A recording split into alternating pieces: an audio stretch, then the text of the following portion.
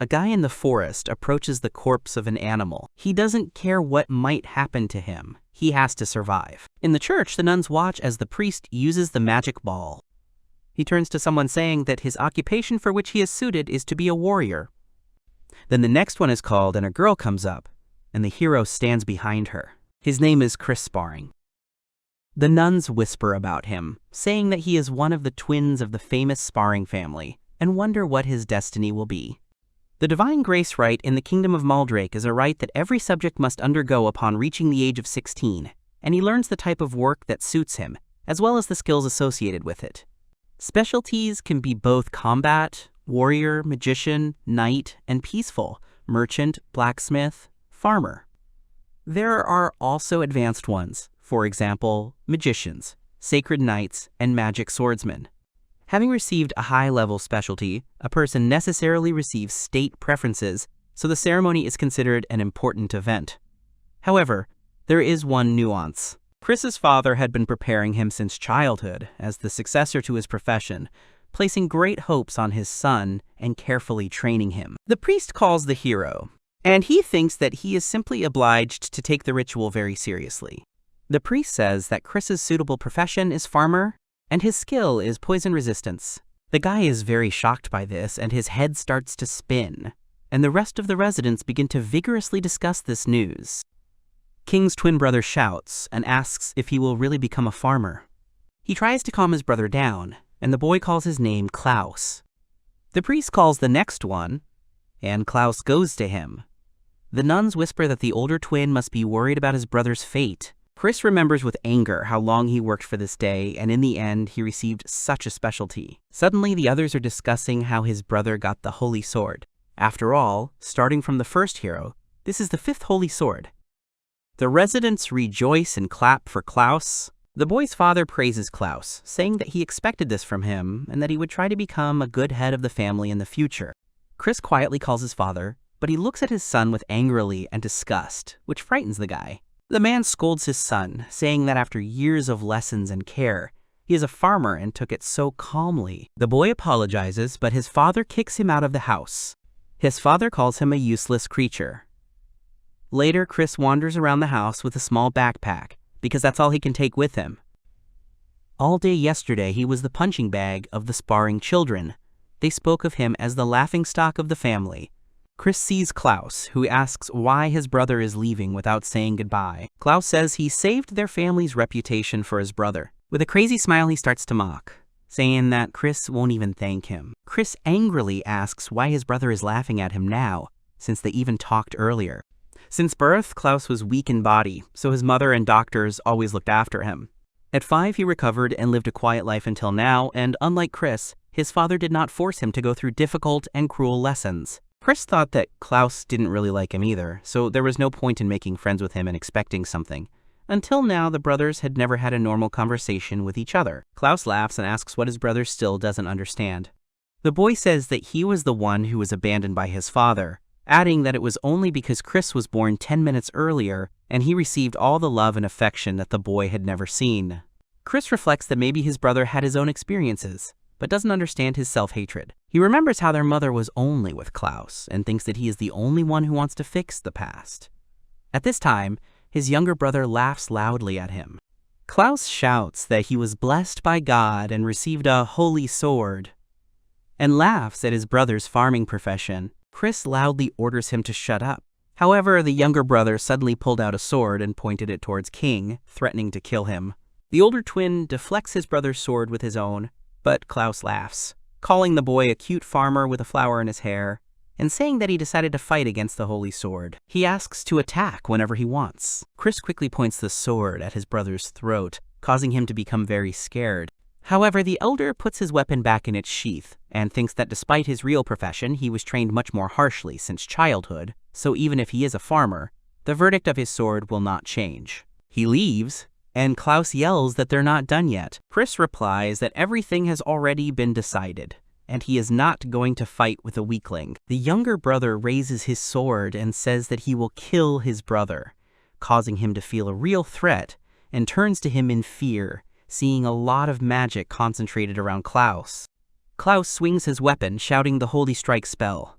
The guy sees the devastation next to Chris and is disappointed that he missed. Chris realizes with fear that swordsmanship, no matter how hard he tried, is meaningless in the face of a representative of the best profession. Klaus angrily destroys the forest area, saying that his brother made a fool of him again. He screams for Chris to come back. Deep in the forest, Chris makes his way through the trees, out of breath, and comes to a lake. He sits down in front of a tree to rest, looking at his bruised and swollen leg. He tells himself that he managed to escape, but does not understand what to do now. The guy remembers his brother's crazy smile and realizes that he really was going to kill him, and he can't get in Klaus's way again. He thinks that they are probably sending a chase after him, and decides that it is better to hide in the forest. Chris opens a bag with a couple of small pieces of meat, and if it weren't for his wound, he would be able to get himself an animal or monster for food. But in his situation, this will not be possible. The hero bandaged his leg and walked carefully, examining the surrounding area. He has been to the Paisha forest several times, hunting there with his father. But the boy has never gone deep. He does not sense any signs of monsters or even animals. Chris found a cave, cleared the area a bit nearby. He was glad that at least there was a place to spend the night, and now he didn't have to worry about rain and wind. He says all he can do now is wait until a little time passes and his stomach starts to rumble. The guy sees an insect nearby and understands that it is his last hope. Having refused this, he sees plants with eyes and a mouth behind the cave.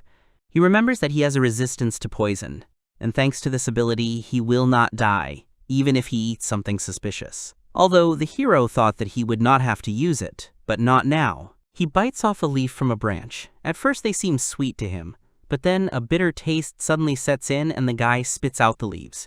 Later, he tries some flour and it tastes sticky and tart. Chris says the plants only made him hungrier. The hero tries mushrooms, berries, and even carnivorous plants. Only Menka is an exception, and other plants, the stranger their appearance, the easier they are to eat, and they are not at all bitter. However, the guy has another problem, and that is drinking water.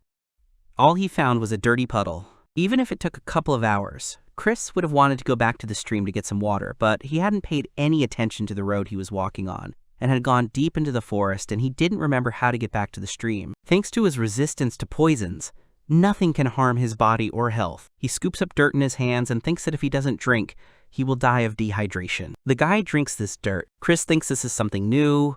The dirt smells really bad, and it's really bitter. There is no drinking water, no suitable food, nothing in the forest. At night, the hero falls asleep in the cave he found earlier. He dreams of Klaus cutting him in half with a crazy smile.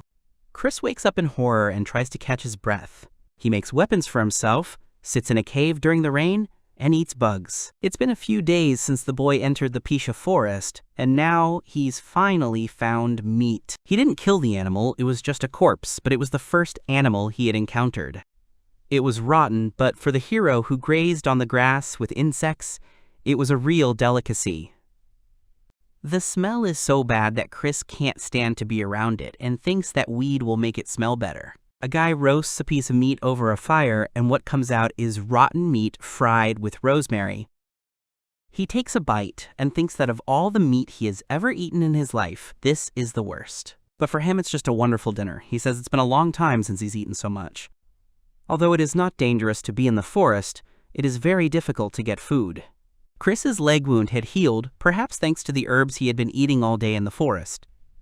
So it was time to go hunting for live animals and monsters, but all he could hear was the chirping of birds. Suddenly the guy hears something. He sees tracks in the grass and a couple of bare footprints. He smells the subtle scent of an animal. The hero quickly hides behind a tree. Chris sees an orc passing by. The boy had only seen orcs once in his life, and even his father had a hard time defeating him using his ability. If this orc is as strong as the last one, then Chris's strength is not far from him. But without abilities, the guy is similar to his father. However, the hero's weapon is only a homemade axe, and it is very dangerous for him to engage in battle with the orc. Still, the guy really wants meat and attacks the monster from behind. He barely hits the orc with his axe. The monster turns to Chris and swings a huge bat at him, but does not see the guy in front of him. The hero, hiding behind a tree, thinks that it's good that the orc didn't hide. The monster notices the guy and hits the tree, but Chris quickly dodges the blow. The hero continues to hide behind the trees, and the orc hits them, and suddenly his club gets stuck in one of them. Chris sees this again and attacks the monster from behind with an axe, but his weapon quickly breaks, leaving the working part in the enemy's body. He jumps back, but the monster suddenly falls to the ground. The guy doesn't understand why the orc isn't moving and thinks he killed him. The monster, covered in blood, looks at Chris, but he sees that the wound is so deep that the orc cannot even move. The hero finishes off the enemy, and thanks to the same resistance to poisons, he can even eat rotten meat. Since he killed the orc, all he can do is cook something tasty from his meat. If the guy had clean water, he could cook the meat differently, but he just has no choice. If he splits the orc there, it will be hard to carry all the parts, and he decides to drag the monster to the base and lifts the monster onto his shoulders and carries it. Chris says the orc isn't as heavy as he seemed. At the base, the guy reflects that the monster's body is so big that one cutting takes a lot of time, but also because of this, he made a huge stock of meat, and this is a great result for him. He will leave one catch for today, and decides to leave everything else to dry. Chris thinks he really wants to eat meat, but he's covered in blood and smells like it too. He thinks that he needs to wash himself somehow in dirty water. Later, the clean guy is grilling meat shashlik on a fire and thinks that orcs are monsters similar to humans and that many people say that eating the meat of such creatures is unacceptable, but in his situation, this is no longer important. He takes out the cooked meat and realizes that the dish does not smell like rotten meat, but rather like very fresh meat. The hero decides to confirm this by tasting the meat. Chris is amazed by the superiority of the taste. The meat is juicy and its aroma fills the guy's entire mouth. He literally feels how the taste penetrates every cell of his body. He admits that orc meat is incomparable. The guy even ate the next day's supplies. He tells himself that he had originally planned to cook the meat in different ways, but because of hunger, he simply forgot about it.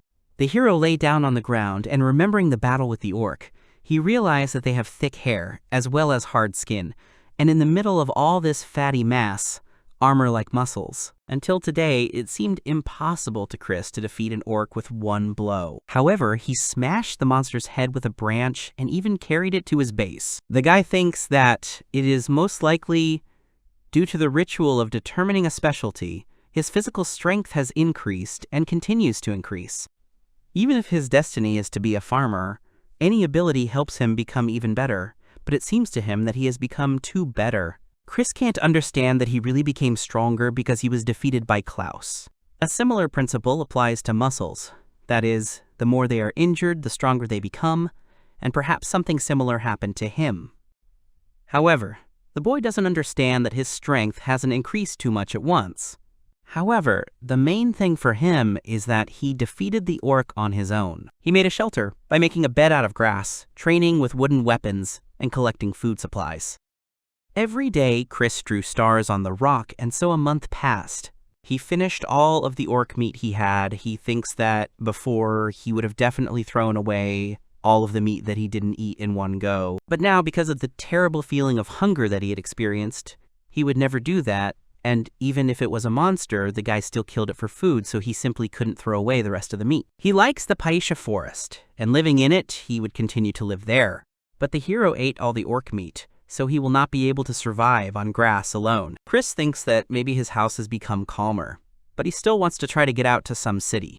His goal for the near future is to train himself to become even stronger. He is determined that he has something to surprise his father and Klaus with. Chris emerges from the bottom of the pond and says he is glad to be back in this place. In addition to dirty water from puddles, he also collected rainwater and drank it, but it had been a month since he drank clean water. The hero experienced many emotions that were previously taken for granted. The hero looks at his dirty and torn cloak and says that he cannot go out into the city dressed like that. He wants to tie an orc skin backpack around his waist, because it's better than looking like an executioner. Chris comes to a town called Realzad. It is a neighboring city to the royal capital, so the city is prosperous and constantly flooded with crowds of people. It's a bit far from the city he lived in, so it's an ideal place to live peacefully. However, besides all this, having received the Holy Swordsman, Klaus was most likely summoned to the capital. Since Realzad is the closest city to the capital, it will be easiest for him to keep an eye on Klaus here, and since he is confident in his safe position, he can establish his base in the city. However, Chris sees how the residents look at him strangely, and he realizes that he stands out in his clothes. He was glad that the inspection before entering was almost frivolous, and it would have been worse if someone had started to suspect him of something. The hero looks at a stack of coins in his palm, and he wanted to spend them first on food. He also needs to find a place to stay, and then buy a weapon. He comes to the Goldbone store. The seller says that if the guy wants to sell things, he will take him to the appraiser. The brand is famous, so the chances of Chris being kicked out are low. Now he is going to sell the things he stole from his house when he escaped. The seller brings the guy to the appraiser, who first greets him, but then begins to look at the hero suspiciously. The appraiser throws Chris out, telling the seller how he could let such a person in, and that he actually has something to sell. The guy understands that he made a mistake with his choice, but he also understands that it is difficult to trust a person in such clothes. Someone is watching him around the corner. The hero comes to an area with old shops and houses, and cannot believe that this is also part of real Zada. He can tell from just one glance what these tents sell, but at the same time, he won't be able to name the goods themselves. The guy says it's rude to look inside, adding that there aren't enough signs, but suddenly, someone tugs at his sleeve. Chris turns to the hooded child and asks if she is lost. The girl takes out an incomprehensible thing and throws it right into the guy's face, causing the thing to explode. His face got dirty and got right into his eyes. It hurts him, and at that time, the girl grabs Chris's bag and runs away. From another backpack, he takes out a bottle of water and rinses his eyes while running. The hero sees how the girl quickly makes her way through the crowd, and thinks that it seems like she runs through crowds every day. However, he quickly grabs and lifts the thief, saying that taking advantage of someone else's kindness is very bad. She screams at him to let her go, to which he threatens her not to do so. The girl looks at the guy with tears and trembling. Chris lets her go, and he thought she was a little kid, but it turns out she was his age. The hero thinks that for some reason he began to feel like he was doing bad things. He asks why she is engaged in the life of a thief. She covers her mouth with her hands, to which the guy tells her that with her mouth closed, she won't be able to explain anything to him. The girl mentions that he threatened her if she opens her mouth. Chris starts to get angry and says that now everything is the other way around. The girl replies that there are no special reasons, and even if there were, it would simply be for the sake of survival. The guy understands why she became a thief, and thinks that then why she decided to rob him, because he doesn't look rich, and maybe she's deceiving him or is just stupid. He says that judging by her skills, she seems to steal quite often. Chris asks if she has a weapon, to which she replies no. Then he asks if she has accomplices, and the girl suddenly flinches. The girl hesitates a little with her answer and stutters in the negative. The guy sees how badly she lies. He threatens that if she doesn't tell him, he'll hand her over to the soldiers. She asks him not to do this, to which the guy tells her to stop lying. Chris thinks he doesn't want to date soldiers either, so he would never put her in with them. The girl says that she has accomplices, and these are people who live with her in an abandoned building. The hero asks how many. She answers that, including her. There are 2. He clarifies that this means that this man is also a thief, and receives a positive answer. The guy sees that, judging by her reaction now, she is not lying. He asks where this person lives. The girl points somewhere, and he says that she means that if he goes where she points, nothing will happen to her. In some room, a stranger does not understand why the girl is taking so long, and he even began to worry that she was captured. Chris enters the room and holds the girl by the hood. She says that she was captured, and her partner suddenly pulls out a gun. The hero says that if the guy starts a fight, he will do something to the girl, to which she, in horror, asks Raph to drop his weapon. Her accomplice tells her in fear that it would make a difference, because she was already caught, and how did she even think of bringing the hero here? She replies that it's because Chris said that if she doesn't bring him, he'll hurt her. The hero looks at Raph and thinks that, judging by his pose, the guy knows some martial arts and sword techniques, but the balance is clearly in bad shape. Even if he tries to attack, he is not an opponent for Chris. The thief asks what the hero wants, since they have no money. The hero replies that he only came to warn them. He says that if they try to rob him again, he will also start acting. The thieves are surprised that this is all he wanted to say. Chris lets the girl go and says that he is not going to ask them for money. In exchange, he wants information. Chris says that he's actually just arrived in town, so he doesn't know much, and wanted to ask them for directions to the city center. Raph says that if that's all he wants, then sure. The hero asks the girl, calling her red-haired. If she agrees, she is frightened and does not understand what she has to do with it. He says that despite the fact that she is the main criminal here, getting information about a city Chris is not familiar with is a very important matter. He asks for names, but the guy interrupts him and says that he won't get that from them even after death. The hero calls the girl's name Gesta, and the guy's name Raph. They're very surprised by this, to which Chris thinks that they have already called each other by name. The guys show Chris around the city, and he thanks them for it. Raph replies that they really wanted it. The hero says that whether they wanted it or not, they helped him a lot. The guys are about to go back, but Chris stops them, saying that they didn't show him the most important place. He asks where they sell the stolen things. Raph replies that they sell them to a friend's pawn shop. The hero says that he thinks there are several more pawn shops in the area, and Raph asks why he needs it. Chris asks the guy to take him there. The guys are tense about his request, to which the hero replies that he has no evil intentions. He just needs to sell things. Raph realizes that Chris is also a thief and scolded them, to which he replies that he stole only once and that these things belong to his father. Raph says that it doesn't matter from whom, because stealing is stealing. The hero reminds them that he promised not to interfere if they don't help him, and that he won't forgive them if they rob him again, and he doesn't care about their affairs.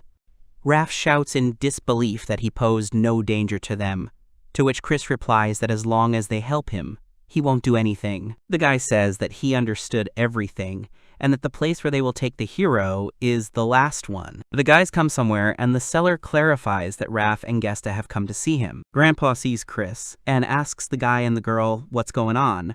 Raph replies that they met him today and that he wants to sell something, and maybe the seller might take a look at it.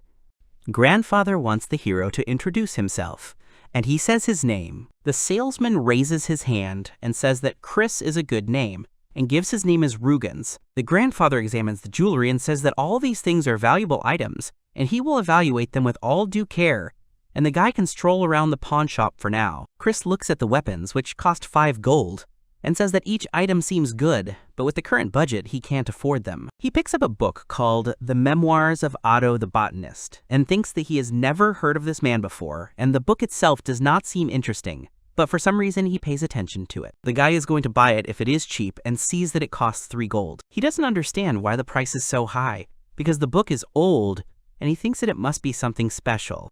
Gesta, passing by, asks if the guy can really read books. Chris replies that he was taught to read since childhood and asks what the girl can't do, to which he receives a positive answer. Gesta wants to ask something but changes his mind, at which time Rugen says that the hero must have been waiting for a long time and that he is finished with the assessment. Grandfather says that if the price suits the guy, he will buy everything and start with decorating. Earrings for 2 silver, ring 4, and necklace 3 gold. Chris is surprised by this price. Grandfather says that although the necklace is small, there is a sapphire hanging on it. Raph says that Rugens offers 3 gold coins once a year, to which Grandpa tells him to calm down and not eavesdrop.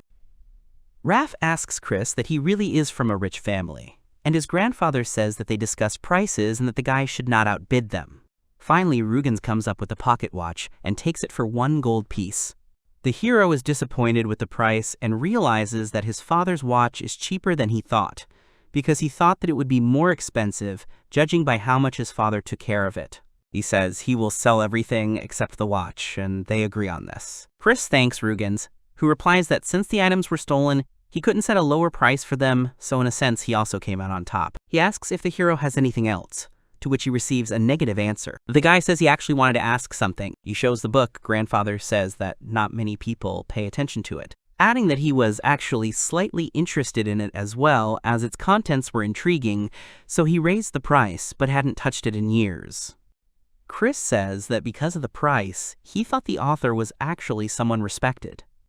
Rugens laughs and says that he is, although not famous, or someone who has achieved anything great. He says that the contents of the book, when judged by a connoisseur, are in fact a masterpiece, and the book itself is superior to other works. The hero replies that she really interested him. However, with his budget, he doesn't have enough for it, so he hopes that the next time he comes to Rugens with 3 gold coins, his grandfather will sell him the book. Grandfather says that the boy can pay him later and will come to him with the required amount of money. Chris is surprised by this and asks if the man really wants to confide in him, and says that he feels awkward talking about himself like that, but he is just a stranger who sells stolen goods. Rugens tells the guy not to worry, and that not many people make such offers. adding that no one wanted to buy the book for years, so if the hero takes it, he won't be against it. However, when Chris comes to buy it, no matter how long it takes, buying the book will be a big advantage. In the worst case, if he doesn't come at all, he will demand money from Raph, which makes him very surprised, and asks how he will pay for it.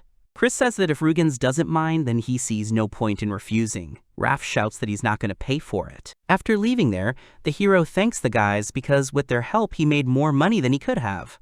To which Raph replies that he was lucky because they receive such an amount for months. Chris says that since they haven't eaten before, he should treat them, to which Gesta happily asks if that's true, but Raph is wary about it. The guy tells the girl that they haven't earned anything today, and first they need to find something to sell. Gesta replies that she thinks it would be better to invite them to eat than for them to go and collect the money themselves, to which her partner agrees.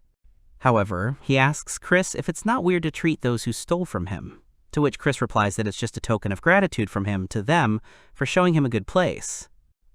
Gesta tells his partner not to resist, and besides, they don't have their own money to go out to eat.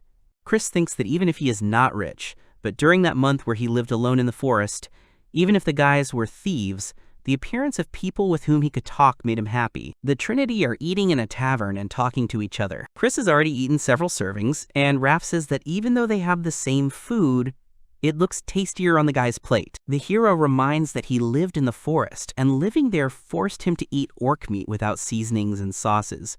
Raph, who felt sick, suggests not to mention orc meat at meals anymore. Chris says that at first he ate everything he saw so as not to go hungry and even drank from a puddle. Raph says that eating poisonous plants would have already killed the hero, to which he replies that there is no need to worry about that, adding that it is because of his ability, because it is resistance to poisons. However, the guy opposite does not understand why the hero revealed him so easily, to which Chris replies that with or without him, nothing much changes. Raph says that ever since he met the hero, he kept thinking that he didn't worry about anything at all, adding that he knows several people who have the same ability and not all poisons can be ignored, to which Chris replies that it will just give him a stomachache. Raph is surprised by this and says that his friends are less susceptible to alcohol than others, to which the hero replies that he ate almost everything he saw and nothing happened to him. Gesta is surprised by this and says that this is why her allyl ball did not affect him. Chris remembers the thing hitting him right in the eye. Raph is shocked by this and says that the ball contains a strong anesthetic, so if it hits a person, he will not be able to move for almost a day. He is surprised that even this didn't work on the guy and adds that apparently his ability is no longer poison resistance, but poison nullification. In the evening, leaving the tavern, Raph asks what Chris is going to do now, to which he replies that he is going to become an adventurer, adding that because he understands sword techniques, he will be able to earn something. Raph says that wanderers usually become them, or become criminals. Chris asks the guys what they are really going to steal for the rest of their lives to survive. Raph replies that this is his plan, adding that since they don't have the strength to become adventurers, they at least have fast hands. The hero says that if someone else catches them, they could end up in jail, and he thinks they'd better find another way to make a living. Later, at the Adventurers Guild, the girl meets Chris, telling him that the registration fee to become an adventurer is 1 silver coin. The guy gives her a coin. The girl says that personal information will be entered using magic and asks to give her name and age. The guy gives only his first name without his last name. Registration is complete, and the girl gives him the card and says that from now on he can accept tasks and engage in buying and selling in the guild. The card will record all the information related to the assignments as well as his rank. It can also be used as an ID and asks not to lose it. Chris asks if she can take on any assignments, to which the girl replies that no, and in fact, it's only for beginners, adding that the higher his rating, the more prestigious assignments he can accept, and his rank will increase in accordance with the difficulty of the assignment. The hero asks about rank. She says that everything starts from the beginner level: bronze, silver, gold, platinum, mithril, diamond, and above that, Rehulk and Hihiroken, but such assignments almost never happen, so you don't have to worry. Chris asks about skills for ranks, but the girl replies that everything depends on the profession, and the rank is determined by rating and completing tasks. She says that the approximate required abilities are as follows. For beginners, they are all at 10. At bronze, they should reach 20.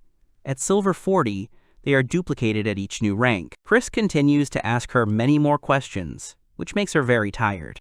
As a result, the hero goes on a mission in which he needs to kill goblins. He will receive 2 coppers for each, and after extermination, he needs to bring the left ear as proof. He didn't do well with the orc, but now the guy will control his blow. Chris cuts one of the goblins in half with his sword. The hero feels strange, because when he fought with the orc, he felt the same thing, even after cutting the body in 2 with the right blow. He doesn't know the reason, but it seems to him that each time he gains incredible strength. After Chris became an adventurer, he spent only 2 months just exterminating goblins. His life after arriving in the city has changed almost nothing, except for one thing. He leaves his room. Geddes meets the hero in the morning, inviting him to breakfast. Raph says they are moving out now and asks to close the door. All 3 of them started living together. Chris has no problem getting food, clothes, and shelter. They even managed to save 3 gold during this time, and yesterday the guy's adventure rank increased from beginner to bronze. To confirm one theory, he will go to the Peisha Forest tomorrow. The Memoirs of Otto the Botanist records the discoveries of the beneficial effects of new plant species from legends. All of their names are clearly written, and all of the contents are written in a clear and interesting way. The most interesting passage for him is the notes about an unknown plant with an incurable poison. In addition to poisonous plants, there are also plants with incredibly toxic effects, whose danger has not yet been tested. However, among all the plants that Chris tried in the forest, there was one that had the effect of strengthening the body. With this, he may possibly become stronger. The hero goes to the church to record his abilities before eating plants and find out his real skill level. He heard that they keep track of adventurer cards there. He can't find out for himself, and besides, it costs 1 gold piece. The priest greets Chris and asks how he can help. The guy replies that he wants to know the level of his skills. The priest understands that the guy is an adventurer and asks to go to another room and wait a couple of minutes. The hero in the room looks at the magic ball and says that if only he could test himself, he wouldn't have to spend a whole gold coin. The priest enters the room and apologizes for keeping you waiting. He introduces himself as the parish priest of this church, and his name is Graham. He says that if Chris wanted to confess, he doesn't have time, to which he replies that he wanted to test his skills, and in that case, the priest can help. Graham asks for 1 gold and an adventurer's card. He uses the ball and then returns the card to Chris. The priest soon leaves, saying that the sacred ceremony is about to begin, and apologizing that he has to go. The card says the hero's physical strength is 10 and 6 has been added, muscle strength is 5 and 8 has been added, endurance is 7 and 2 has been added, and agility is 4. O equals. He had hoped for a higher number after all the orcs and goblins, but some abilities hadn't even increased, and he was still far from being a beginner. Although the card does not indicate the sword proficiency level, these numbers accurately represent his current skills and strength. There are numbers in brackets. Chris thinks that if his guess is correct, then these numbers added to the side of the current ones should reflect the increase in skills after eating plants. And the skill is not resistance to poisons, but immunity to poisons. Later in the evening, Chris gathers a lot of supplies and gets ready to leave. Gista wakes up and asks where he is going. The guy apologizes for waking her up and says that he has a couple of things to do and will be gone for a few days, and asks to pass this on to Raph. The hero says that he paid for the accommodation in advance, and they don't have to worry about it. The girl replies that she will of course pass on this news to the guy. In the forest, Chris remembers that when he left there, he thought that it was a valuable experience. Without food and water, he would have died long ago if he had not had immunity to poisons. The guy comes to his shelter and says that everything is still in its place. He collects several plants. For 2 months he studied shops and guilds, and now he realized that in the forest there are even plants that are sold as medicinal and edible. However, this time the hero will only collect plants unfamiliar to him, and if he remembers what he ate, it will save him a lot of time.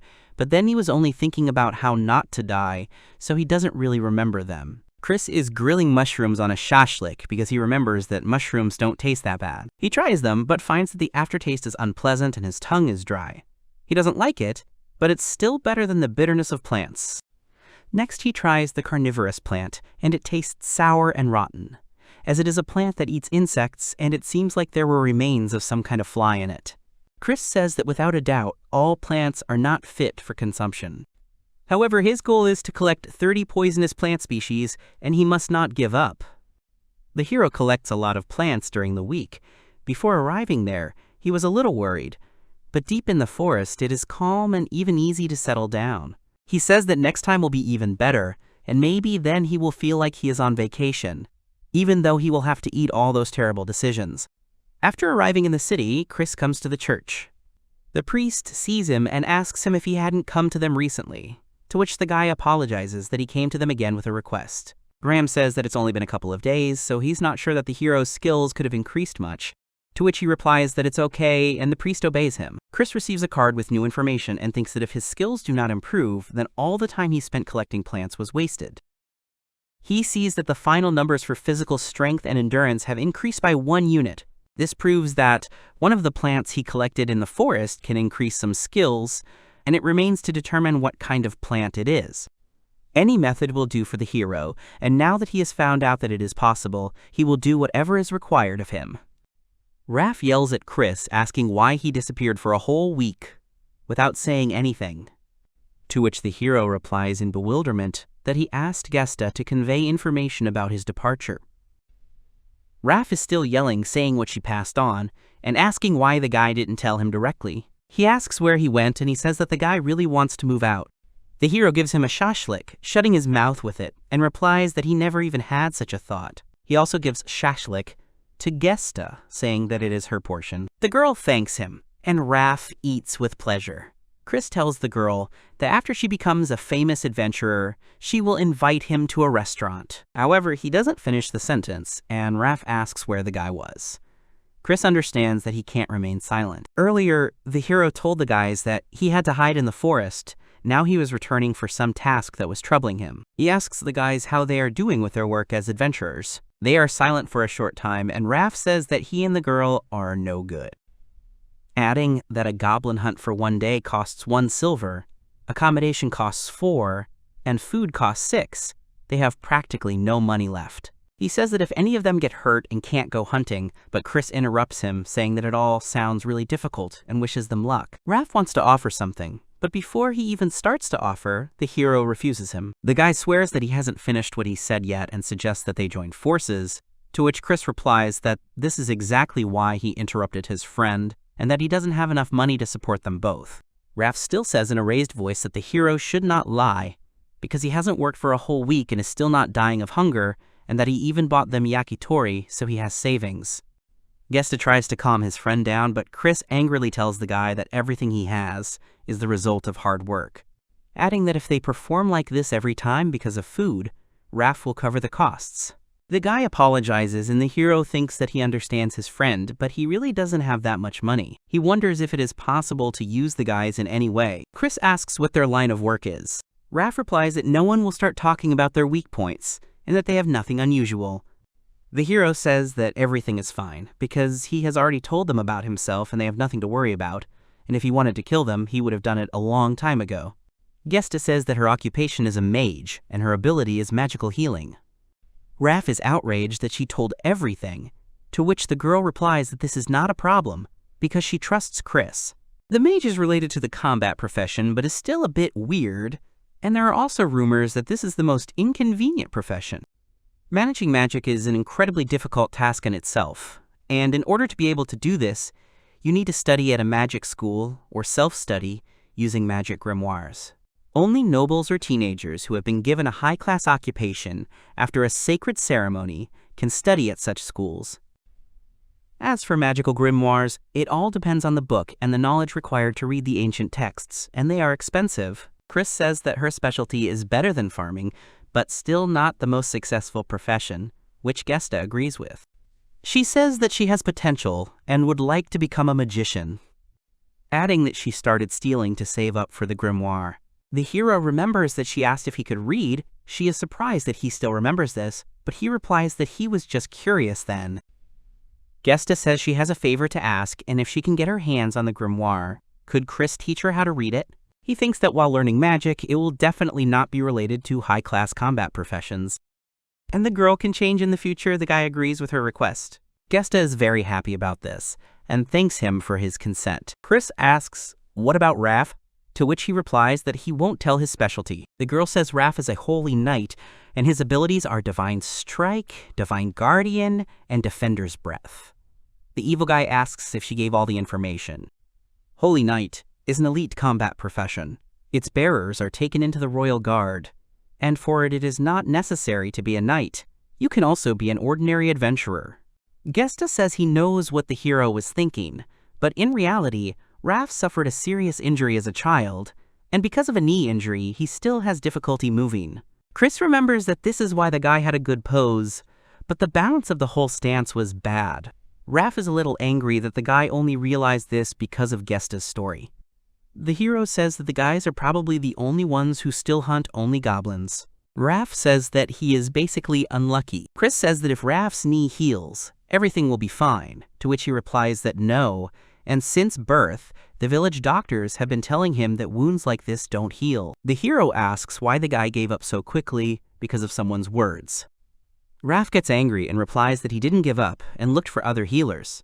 However, there was no way to heal his injury. Chris clarifies that it all comes from childhood, adding that an abandoned child, without status and money, tries, but nothing works. The guy says that everything will change soon. He says he realized that both of the guys had potential, and he would team up with them. They rejoice at this, and the hero thinks that he has no right to judge people, based on the results of the sacred ceremony, after he himself was abandoned by his family because of it. He says he doesn't want to team up now, which puzzles Rafa. Chris reminds me that he said there were things he needed to do too, adding that they will only form a team when the boys learn to kill goblins quickly. Raph shouts that he asked to unite because they can't do it, and the hero's request is illogical. However, Gesta agrees to the condition.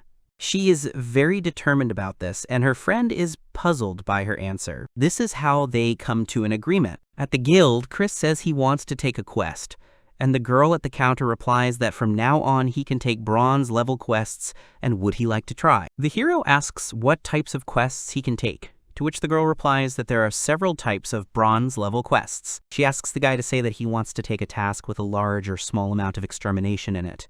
He replies that several are possible. The girl sorts through the sheets of paper with assignments and suggests several. Exterminate the poultry, small lizards, the bubble streams that appear in the abandoned village in the east, as well as the extermination of hydroslimes in the lower reaches of the Mitria River. She says that for such tasks, exterminating one species will do. Chris asks why some tasks have locations and some don't. The girl replies that the quests without a location were requested by people who need drops from certain monsters, and he only needs to bring bodies or parts of the trees after their destruction to complete the quest. The hero clarifies that these are quests where the location is indicated, which involves exterminating monsters while causing damage, and receives a positive answer. She says that such tasks usually require finding monsters, collecting information about them, destroying them, and bringing back the drops, although this takes time and effort. Chris asks which task has the higher reward. The girl answers for the extermination of poultry. This is an order from the butcher's shop. You need to collect meat. The basic reward is 1 gold, but can grow to 3 depending on the volume. He asks about the lowest paying task and is shown request for hydroslimes and bubbles, and the reward will be 4 silver coins. The hero thinks that even low-paying quests only require killing 1 monster, which, at the beginner level, is comparable to killing 20 goblins. It's undeniable that being at the bronze level is more profitable, and based on the price, it makes more sense to go on a mission with the poultry, but there is a reason why this mission is so highly valued. There is a risk that if a person takes too long to complete a quest, the money will simply run out. He can't decide which task to take. The weather was sunny. Insects were flying everywhere, attracted by the smell of the remains of game. The main character carefully looked out from behind a tree, observing the behavior of insects. Suddenly, he feels a presence. The creature he was waiting for appears in front of him. It was a hedroslime, a type of slime. The adventurer feels a little impatient at the sight of it. The hero mutters to himself about the disgust and revulsion he feels at the current situation. His words are choppy, reflecting a slight stress. The hedro, slime, meanwhile, continues its small advance. The warrior reflects on his plight. He slightly regrets choosing this task, thinking it easy, but now he understands his mistake. Even if he wins, his weapons and equipment, soaked in the smell of the monster, will have to be thrown away. As he watches the monster, he identifies a dark spot on the creature as its core, a critical target. The protagonist emphasizes the need for extreme caution, as he cannot tell when the monster is looking directly at him. Gathering his courage, the warrior prepares for the decisive blow. His thought is crystal clear. He needs only one precise blow to win. With a sharp movement, he makes a dash and deals damage to the core. The adventurer's attack fails. He exclaims in frustration that one blow was not enough. Despite the failure, he immediately decides to try again. Holding his sword confidently, he charges at the monster again. This time, his plan works, and he destroys the core. After such an ordeal, Chris makes an emotional vow to himself. He firmly resolves to never take on such missions again, overwhelmed by negative impressions. A month had passed since the unfortunate encounter with the Hedro slime. The hero had learned a lesson about the importance of choosing his targets carefully. This period passed without any particular difficulties, as he successfully completed bronze-ranked missions. Time passed day after day. After lunch, he was busy filling out mission reports and preparing for the next day's tasks. The adventurer devoted the rest of his time to intense sword training. In addition, he diligently studied plants, visiting the healing guild and specialized herbal shops. The warrior thought about his recent earnings. Despite working for a month without rest, he was surprised and pleased with how much he had managed to save. He had already collected 20 gold coins, steadily earning at least 4 silver coins every day. Chris also often visited Rugen's. When he came in, again, he heard a greeting. The old man asked if the hero had come for weapons again. The warrior refused this time. He politely said that he wanted to pay for the book today. The old man asked Chris not to rush, explaining that he could pay as much as he could. The old man also asked if the hero had enough coins. The hero confidently replied that he had saved up the required amount, asking him not to worry. The hero expressed deep gratitude to the old man for the opportunity he had been given. He reflected that without the book Rugen's had given him, he would never have realized the full potential of his ability. The old man, expressing his full approval, said that he understood the protagonist's decision. He also confirmed that he would take everything irrevocably.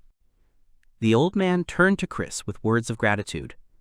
The adventurer replied that he should thank him. Then the main character continued. He emphasized that the book was very useful. Thanking the old man again, Chris handed the coins over from hand to hand. Suddenly, the adventurer seemed to remember something important. He turned to the old man again, wanting to ask him something. Rugen's asked what exactly the warrior wanted to know from him. It turned out that the warrior wanted to know about the scrolls for necromancers. He also asked if they were available. The old man, in response to the question, thought for a moment. It seemed that he was remembering something. Standing up, he goes to one of the drawers and opens it. In this drawer were a couple of scroll books. Taking out one of them, he hands it to Chris, saying that although the scroll is old, it is still real. The book was bound in black. The patterns complemented and created a beautiful style, thanks to which it kept a little mystery. The main character, holding the book in his hand, inquires about its contents. He explained that Gesta had begged him not to sell them, so he had put them away. The young man wondered if the old man had thought at that moment that Gesta would buy the scrolls later. Rugen's answered this question too. This book would suit the adventurer himself, but it would not suit the girl. He did not rule out the possibility that Gesta could learn, but she would probably turn around and run away. He did not plan to look for her. Chris admitted that he thought Rugen's trusted her more, given their long acquaintance. The old man responded that this was precisely why he did not trust her, maintaining a slight distance in the relationship. Having received an offer to buy the book, the young man inquired about its cost, to which the elderly man, with an unperturbed look, said that it cost 2 platinum coins. This cost shocked the main character. The warrior asked again, clearly shocked, how much exactly it was. After all, 1 platinum coin was equal to 10 gold coins. That was clearly more than he had at the moment. The young man mentally noted that he would never have thought that the scroll could be so expensive. The young man admitted that he had, of course, heard about the high cost of such books, but he had not expected such a large sum. Rugen's admitted that he had also thought for a long time about whether to buy it or not. He noted that, in the end, the book remained lying around, unpurchased.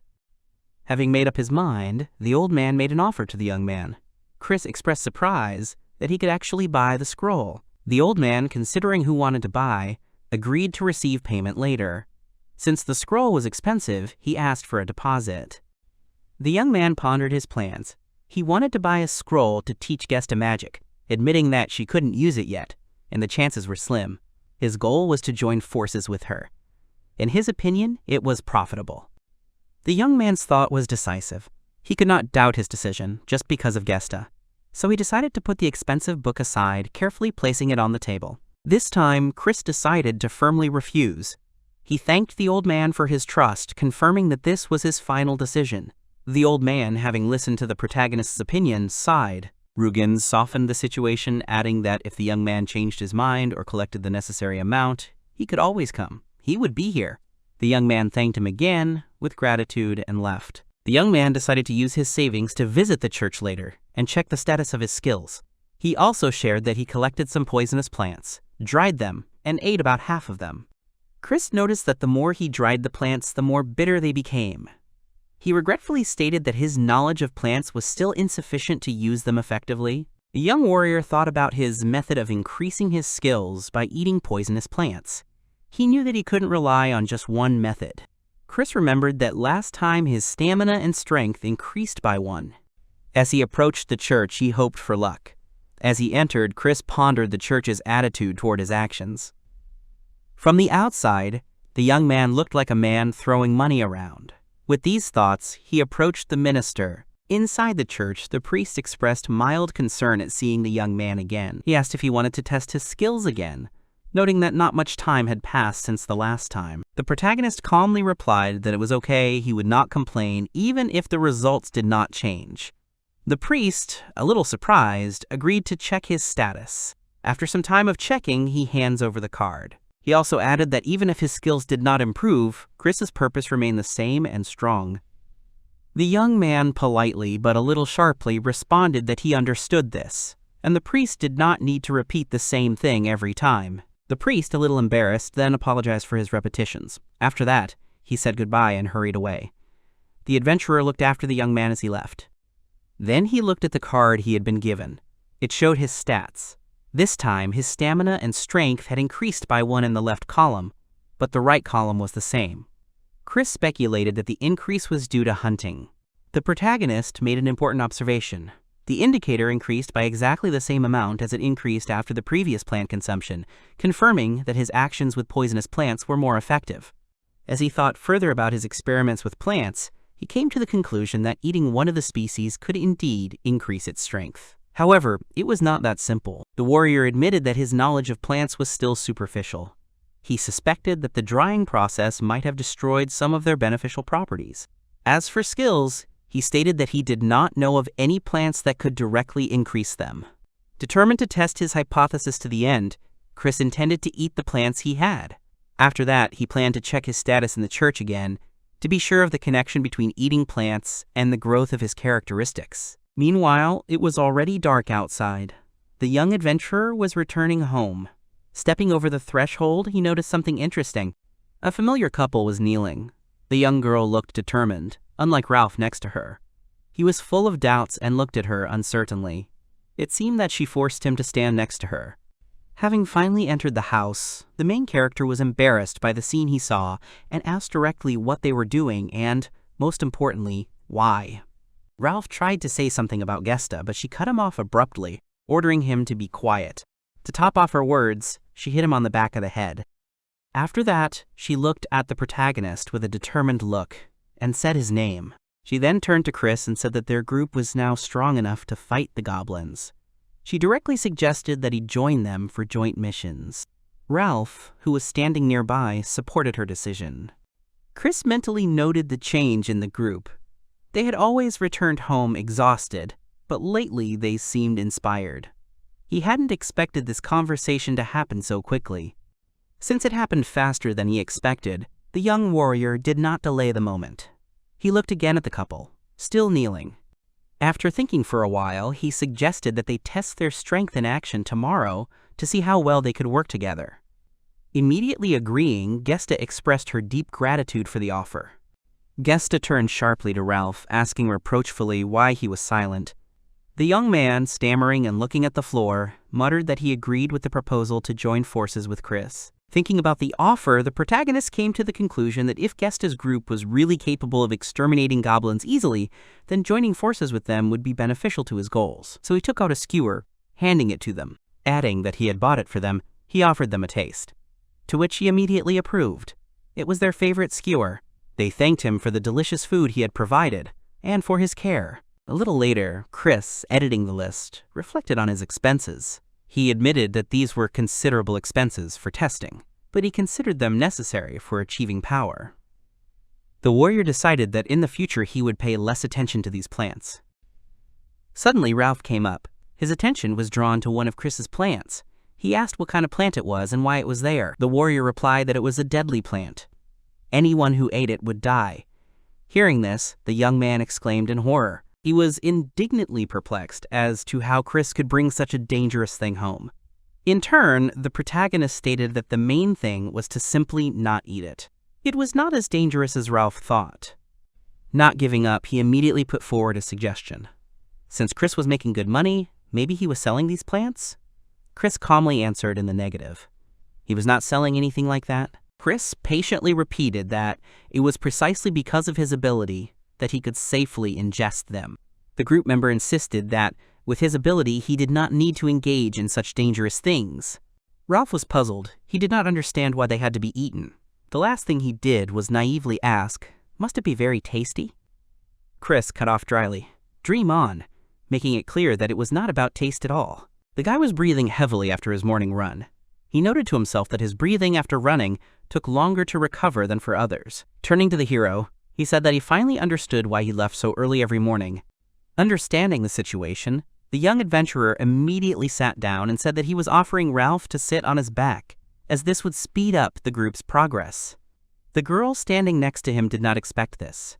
The guy did not either. He even exclaimed at this. He tried to argue with the young adventurer, saying that everything was fine and he could move forward himself. To this objection, Chris replied that he was moving too slowly. This was the only way to move forward faster. Turning to the guy, he issued an ultimatum. He stated that if he did not want to work in the team, he would cancel their agreement to work together, thus leaving him no choice. Ralph, slightly flushed, realized that there was no use denying it. The further progress went well.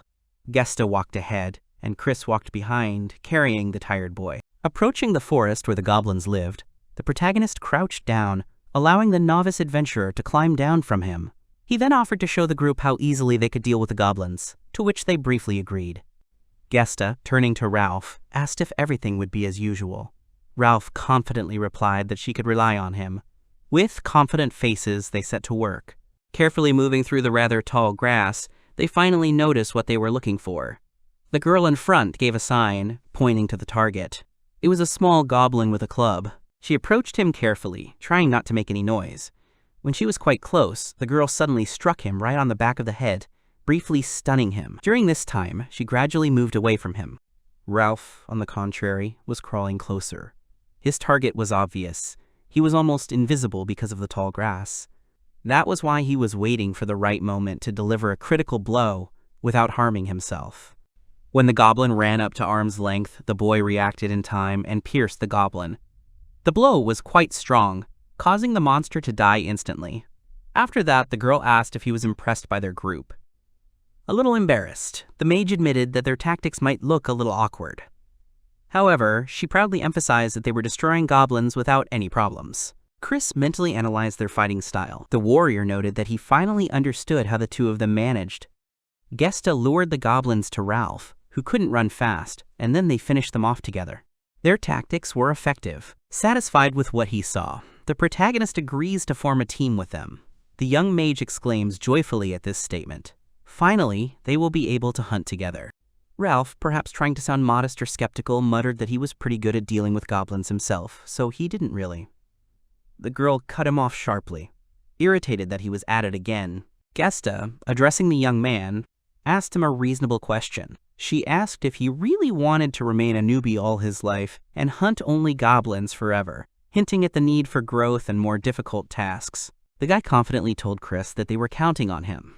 The main character replied that he was counting on both of them, adding that it was a pleasure to work with them. The warrior decided that he would go sell the loot for now and discuss the details in the evening. Hearing this, the magician quickly agreed, but the novice adventurer, on the contrary, was indignant. He asked Chris reproachfully if he, having just formed a team with them, no longer wanted to hunt with them. Returning in the evening, Gesta and Ralph greeted Chris joyfully. Seeing that they had returned, he greeted them too. They proudly announced that they had bought him some kebabs to celebrate. He was surprised to realize that they were thinking the same thing, and after saying that, he added that he had also bought something on the way. The novice warrior also reminded them that today was the day they officially became a team. Ralph replied with slight disappointment that they hadn't had to buy their own food then. He reluctantly added that there was no such thing as too many kebabs. Chris clarified that he hadn't bought kebabs at all. The young men froze in admiration when they saw the table. On the table lay steamed buns with meat from the famous Seika manaju, sashimi from Manhua, and even rice, with additives from the popular Manhua canteen. Gesta and Ralph were amazed. They gasped, recognizing the dishes from those same restaurants that they could only look at from afar before. The guy couldn't hold back his emotions. The mage was also delighted by this, involuntarily exclaiming. The budding adventurer timidly asked if they could really eat it, to which Chris calmly replied that of course they could.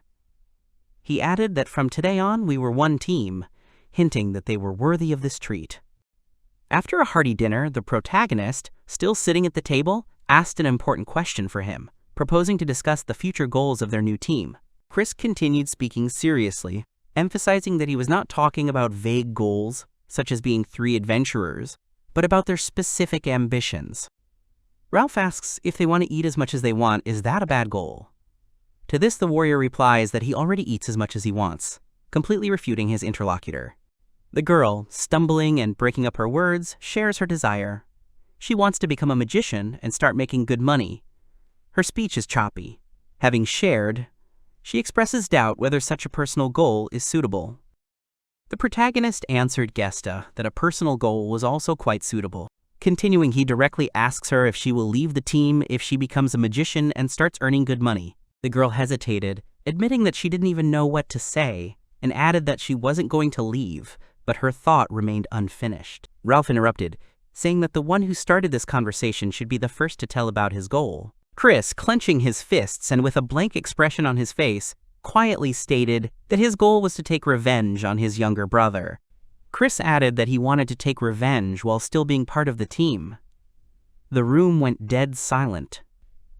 Expressing confusion and bewilderment, Gesta wanted to say something, but Ralph interrupted her. He asked again if Chris wanted to kill his brother. The adventurer briefly and firmly confirmed. Ralph exclaimed in shock. He jumped up abruptly, declaring that such things should be done alone, without their participation. Chris calmly but firmly answered him that if he could handle it alone, he would not have let them in on his plans at all. The young man asked hesitantly if they were talking about his brother. Looking at their leader, he felt that he was not mistaken. The protagonist revealed that he had a specific reason for revenge, mentioning that his brother was one of the strongest people. After some time, Gesta quietly said that she now understood, realizing why the guy had fled into that forest back then. The young warrior added coldly that if he had not accidentally tripped that day, he would have been killed. Chris continued, saying that every time he thinks about that moment, he can't forgive Klaus. He's sure that next time his brother will definitely kill him, especially if they meet again. The girl, addressing the leader, admitted that in such a situation, even the desire to take revenge on one's own brother seems completely natural. After listening to the protagonist, Ralph understood his motives. He explained his position. His adoptive father is no longer alive, but he himself once seriously wanted to kill him. At the same time, the budding adventurer firmly stated that he was not going to help Chris with the murder. The group leader calmly replied that it was enough for him, that they accepted his intentions. He emphasized that it was not a problem. Suddenly realizing Ralph had a hunch, he asked if he was messing with the dry grass at night to poison his brother. The protagonist refuted this theory, saying that he really was going to eat the dry grass. He further added that he didn't even hope to poison someone of the level of a swordmaster. Even if he could, he wouldn't choose that method. After hearing the explanation, the young guy did not give up. He persistently and directly asked what kind of grass it was then. Chris explained that he was just going to tell about the grass when they officially became a team. The leader of the group explained that this poisonous herb increases hidden abilities. When eaten regularly, the body gradually becomes stronger. The budding adventurer reacted to this information with doubt. He had never heard anything like this in his entire life. Therefore, he was skeptical about it. The protagonist added that a normal person wouldn't survive eating the poison, so they wouldn't know about its properties. Ralph muttered that it sounded pretty cool. Chris suggested that he was probably the only one who noticed its properties. Returning to the topic of conversation, he turned to the group and asked what their purpose was. The girl hesitated, thinking about what would be a suitable goal. Then she stated that her goal was to become a mage and be useful to Ralph and Chris. A little embarrassed, she asked if that would be a goal. The guy agreed with her thoughts. Turning to the knight, he asked about him, since he still had not answered. Ralph, in his usual style, with sudden determination, exclaimed that he wanted to become the strongest adventurer that everyone would recognize. The adventurer noted with a smile on his face that this was very much in his style. Ralph immediately blushed sharply and demanded that he not laugh. The young warrior added in a slightly sarcastic tone that he was not laughing at him. Then Chris calmly stated that he and the inexperienced guy had the same goal. Ralph was surprised. The leader of the group explained that according to people, his brother Klaus is a genius, the likes of which has not been seen for hundreds of years. Right now his name is not well known, but very soon he will be praised as a great hero. The young man pointed out to Chris that for a man who hated him, he overestimated his brother, and that sounded strange. After a while, the knight thought about it and agreed, saying that if this was true, then it followed that his goal was also to surpass his brother. Gesta summed it up. Chris wants revenge on his brother. Ralph wants to gain power to surpass him, and her goal is to help them both achieve their goals. The protagonist solemnly picked up, declaring that their team's ultimate goal was now to surpass the Swordmaster Klaus. He asked if there were any objections. The knight and Chris answered in unison in the negative. As a result, today, a mage who can't cast spells, a holy knight who can't even walk properly, and a farmer who can't be poisoned have united into one team. From that moment on, their awkward but strong bond emerged, and the weakest team in history. The young knight, with an expression of complete bewilderment and resentment in his voice, asked again if they really weren't going on the quest together as a team. His intonation expressed disappointment at the unexpected turn of events immediately after the creation of their alliance. Chris, remaining calm and practical, countered his question by stating that he currently had matters that he considered much more important and required his immediate attention. He continued his explanation, adding an objective assessment of their current capabilities. The hero frankly expressed the opinion that Gesta and Ralph were simply not ready to handle the dangers of bronze-ranked missions at this stage. The knight stood up abruptly, exclaiming. He demanded an answer with indignation as to why they had created a team at all if they could not act together from the very beginning.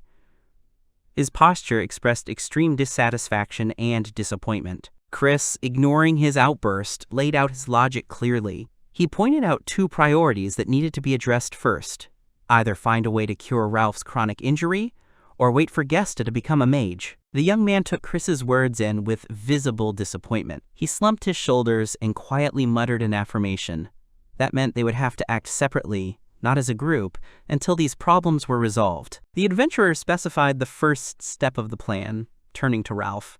He said that first they would go together for a medical examination to finally find out whether the injury to the leg was really incurable or not. The young knight, looking puzzled, began to say that he did not have money for the examination. The main character, however, resolutely declared that he would take upon himself the solution of the remaining issues and organizational moments. His tone now expressed acceptance of the situation and a willingness to take responsibility for his part of the affairs. Chris, now addressing both of them, gave them a practical instruction. He told Hesty and Ralph, despite the separation, to actively seek out opportunities for earning money and try to earn as much money as possible during this period. The knight, touched by Chris's concern for his health, began to sincerely thank him. However, the protagonist abruptly interrupted him. He emphasized that Chris's actions were dictated not only by concern for the knight, but also by the general benefit of the team. Gesta, switching to practical difficulties, noted with annoyance, what should she do while they were gone? The warrior realized that hunting goblins alone would be much harder for her than with three. Chris responded immediately by giving the mage a specific task.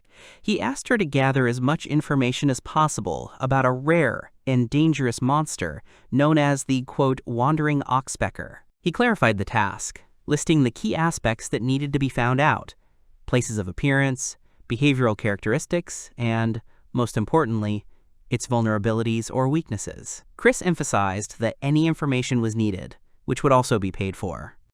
Gesta accepted the task cheerfully and readily, assuring him that she would find out everything she could.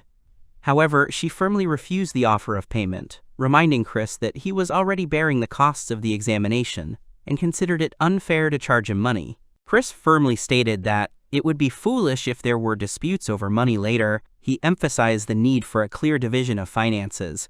All profits from joint tasks are divided equally. All expenses and costs are also divided. Gesta, turning to the hero, said that in that case she was counting on him.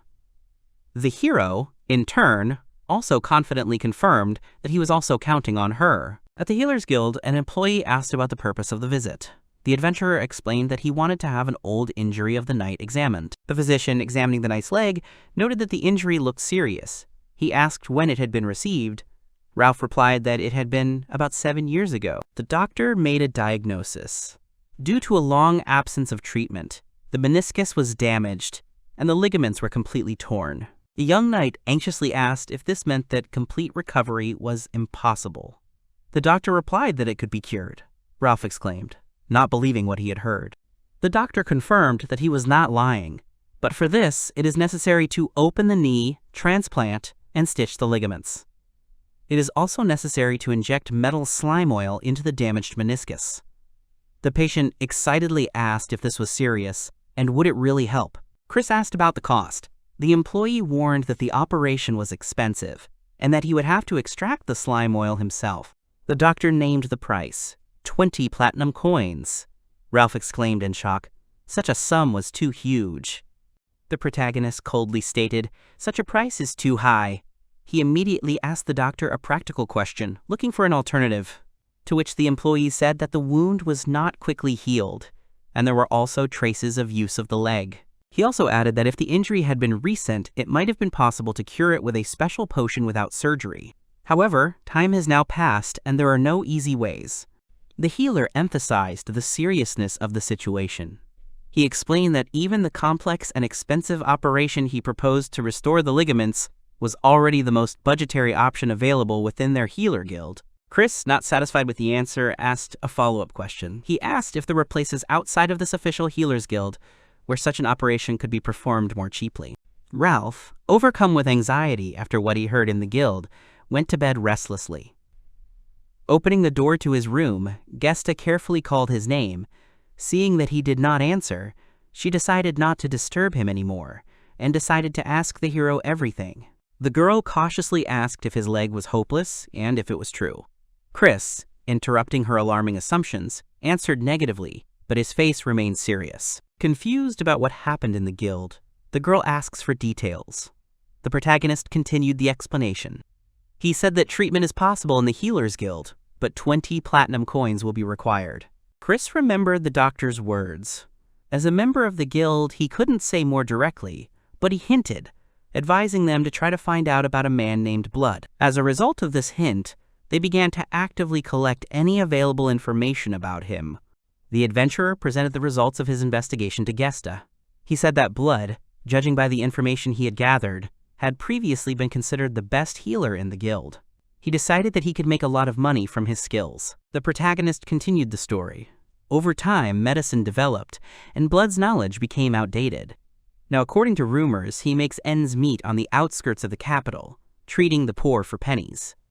Ralph looked disappointed and sulky after hearing this. He clearly thought that such a low-life doctor would not live up to his expectations and would not be able to help.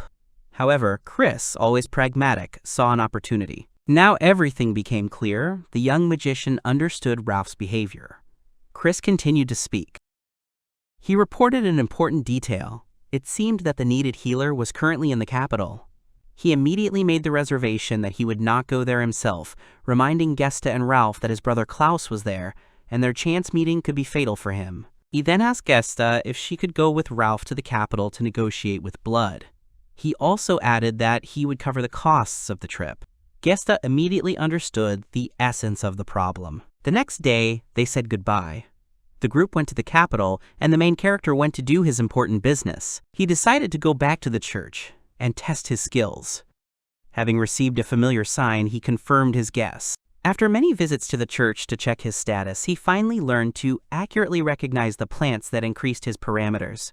His experience became systematic. After his group left for the capital, Chris headed to the Baisha forest with a specific goal: to collect the 2 main types of poisonous plants and try to discover new medicinal or dangerous types. The first species he sought was a plant with small purple flowers. Chris knew for sure that it increased stamina, which was confirmed by previous experiments. Chris recalled that he had first discovered this plant near the corpse of a monster during his very first visit to the Baisha forest. It looked harmless and non-poisonous, but the marks clearly indicated that the monster had died after eating it. The second target species was a mushroom with a distinctly poisonous appearance. Chris confirmed that eating it increased resistance despite its repulsive appearance. However, although he had found a couple of plants that increased stats, he only had to identify the last one that interested him the most. This plant should increase strength. He also noted that there were still unexplored plants here. He thought that it was time to think about finding a new camp. He noted a strange feature of the place. There were no traces of people, animals, or monsters around. This abnormal silence was alarming. Therefore, he decided to stay in the usual place for now. The protagonist had his priorities straight. The main thing was to collect 2 already tested plants that increased his stats. The rest could wait. His movement into the forest was purposeful. Chris methodically collected poisonous plants in the Baisha forest, trying not to pull out everything in a row in order to preserve their population. At the same time, he carefully recorded their growing places, trying to collect as much as possible for his experiments. He considered the possibility of growing the plants himself. While he lived in the dorm, growing such herbs was out of the question. It was possible to rent a bed to grow plants, but he immediately rejected this idea. Too dangerous. The adventurer admitted with slight bitterness that now it seemed like a distant dream. He came to the inevitable conclusion. In order to realize his plans, he needed to buy his own house, where he could do it secretly. In his mind, the boy listed his enormous expenses: the treatment of Ralph's leg, the magic books for Gesta, the fee for determining the properties of plants. He needed not only to cover all these expenses, but also to be able to save up for the purchase of a house. Wherever he looked and whatever he did, there was a catastrophic shortage of money. Chris thought with despair that he urgently needed a way to earn money quickly and effectively to get out of this financial hole. That evening, while preparing dinner from the collected genpei mushrooms, Chris was pleased to find that the stew was ready. He poured it into a bowl. Genpei mushrooms themselves were quite tasty, so he simply added them to the stew without any special frills. This simplified the cooking process. However, there was another problem. Recalling Gesta's story, Chris thought about the raisin herb. The girl explained to him that it could be wrapped in a new film and swallowed without tasting it. It seemed to be a new product on the market. Its unique property allowed one to swallow even the most bitter potion, completely blocking the unpleasant taste sensations. With this, he could finally eat any poisonous plants without suffering from unbearable bitterness. The idea was simple: wrap the bitter plant in film and swallow it. He was happy, because now he could eat without suffering. The adventurer noted with mild surprise that today, thanks to the film, he was able to eat one of the most bitter, poisonous plants for the first time. And, surprisingly, it even seemed tasty to him, since the bitterness was completely neutralized. Summing up, on the 5th day in the forest, it turned out that the collection was going great. During the expedition, he managed to collect 20 new species similar to poisonous ones. The main thing is that at least one of them turned out to be with increased strength. Suddenly he froze. He heard the sound that had been described before. In all the time he had spent in the forest, the protagonist had never encountered anything like it. He even thought that it was just rumors. A huge shadow fell on him. Chris did not move, his hand covering his mouth. He did not make a sound. A huge animal with massive legs passed by. It was a huge monster with very massive paws. The young man tried hard to remember the name of this creature, feeling the presence of something ancient and dangerous. Finally, he remembered, it was the master of the forest, the Duculus. The Diaculus itself is a creature that perceives everything that enters its field of vision as prey. As soon as you are on its list of prey, it will start hunting you. It will chase until it catches you. Suddenly, noticing something, he rushes at the tree. This creature is so strong that it cuts down the tree with one blow. The adventurer thought in despair that everything was going just fine, and he could not understand why the situation had turned into a disaster. He cursed under his breath, realizing the mortal danger. Fear gripped him. He had to act first. The hero came to a terrible but inevitable conclusion. He would have to go on the attack himself. He despaired of coming up with a way to escape from this enemy, realizing that escape was impossible, and the only chance was to meet the threat face to face. Waiting for the moment until the Diaculus gets close, he makes a sharp jump and strikes from above. Chris assessed the situation. He had previously calculated that an attack from above using full gravity would cause maximum damage. His position above the monster was ideal for such a strike. But the monster didn't even feel anything. With a light movement of his paw, he threw the young man straight into a tree. Although the main character had put out his sword to defend himself, he still received a noticeable blow. The next moment, the Diaculus was already rushing towards the hero and preparing to strike. The hero froze from the pain and shock he received. All he managed to do was hold the monster's mouth a little, holding his sword forward, creating a barrier for the teeth. Having received the right moment, Chris, with a sharp movement of his hand, took out the poisonous plants and threw them into the mouth of the Diaculus. Clutching the sword in his hand, Chris silently prayed for its effectiveness. He knew that if the poison didn't work on the powerful creature, it would be the end of him. Everything depended on it. Seeing the reaction from the poison, he realized that it was still working, but the monster was still alive. He couldn't let his guard down. After the blow, Chris stated that the temporary immobility of the Diaculus looked like an ideal chance for a finishing blow. However, he immediately admitted that he himself was not in the best shape. The blow threw him back, and every movement was painful. Realizing that his life was more important, the protagonist took out a bottle of healing potion and began to empty it. After doing so, he continued. With his last strength, Chris focused on the final phase of the fight. He was determined to deliver the decisive blow immediately, before the monster recovered and had a chance to counterattack. The young man with a determined look stood with a sword, and the Diaculus looked at him with a predatory look. Both of them were wounded, and both went to the end. Without wasting a second, the hero rushed into the attack. Seeing the movement, the huge creature also rushed towards it. The Diaculus approached, it struck with its paw, creating a blast wave. This caused the protagonist to move to the side and keep his hand in the bag, preparing to strike. After waiting for the right moment, he strikes. After dealing damage, he felt something different in the movement. It turned out that his sword could not withstand such force and broke. It was too late to take anything. A huge paw hovered over Chris. At that very moment, the huge creature falls unconscious, shaking the air around it. The poison has done its job. The protagonist couldn't believe his eyes. He was on the verge of life and death. He even sat down from this. Chris exhaled. He thought he was finished. Late in the evening, the protagonist stepped over the threshold, saying that he had returned. Gesta was already inside. They had also returned, only earlier than the adventurer. Ralph was sitting next to him. The young magician also started to greet him, but stopped when he saw his condition.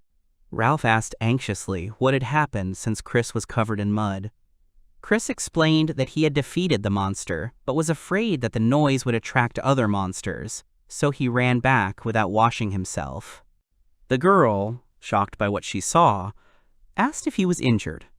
Chris replied that his body ached a little, but nothing serious. Ralph, overcome with worry, asked if Chris had called him a monster, so it was some kind of scary monster. He also added that it was not worth going into such a forest anymore. Chris calmly replied that he had definitely finished him off, so he was going to go back there. Ralph, suddenly overcome with fear after Chris's story of the encounter with the monster, grabbed him sharply by the shoulder. His voice shook with concern as he demanded that the warrior not think of dying under any circumstances. Chris replied that he did not. Then he deftly handed the knight some kebabs, offering him something to eat, to which he immediately calmed down. The protagonist admitted that sometimes Ralph can be difficult, but overall he is easy to deal with, and that's great. Chris, having switched his attention, politely asked the girl how her affairs had gone. Gesta briefly replied that she had managed to find Mr. Blood and talk to him. Gesta continued her report. She explained that Blood was living in the so-called black market of the capital. According to her observations, he had very serious financial problems. Gesta described the negotiations in detail. At first, Blood asked for an astronomical sum of 15 platinum coins for the operation. However, Gesta was persistent and stubbornly refused to agree to his terms. In the end, they agreed on 5. When he heard the final price, Ralph jumped up.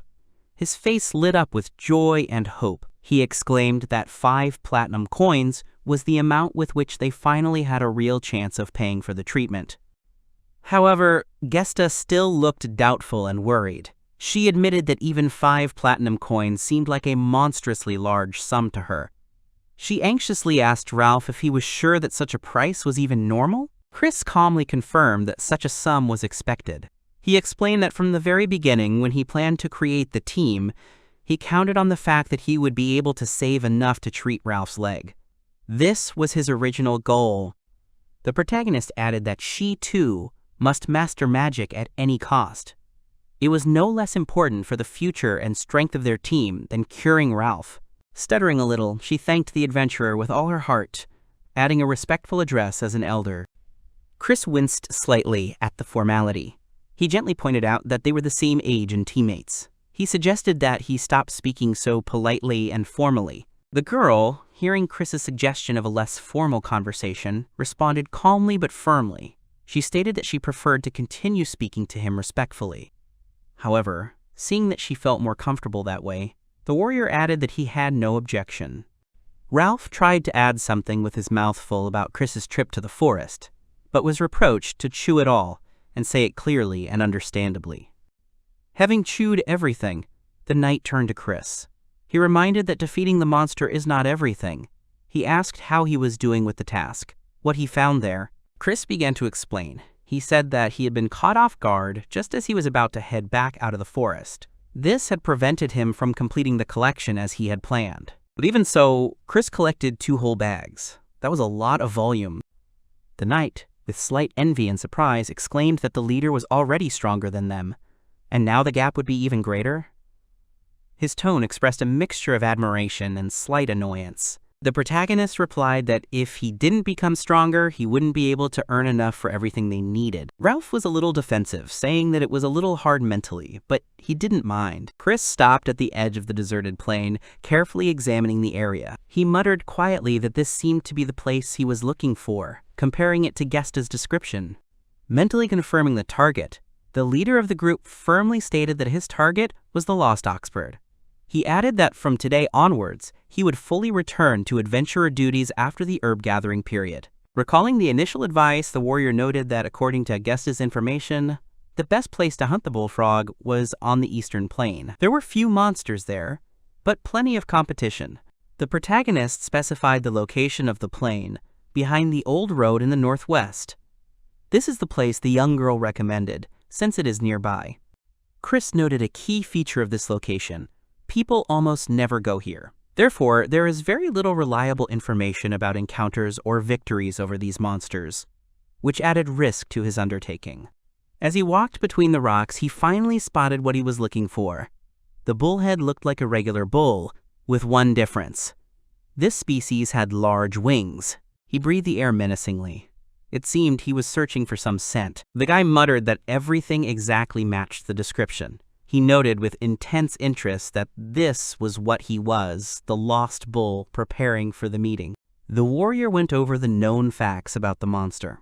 He hadn't tried it himself, but he had heard that the meat of the Baikataxa was considered edible and was even sold at markets.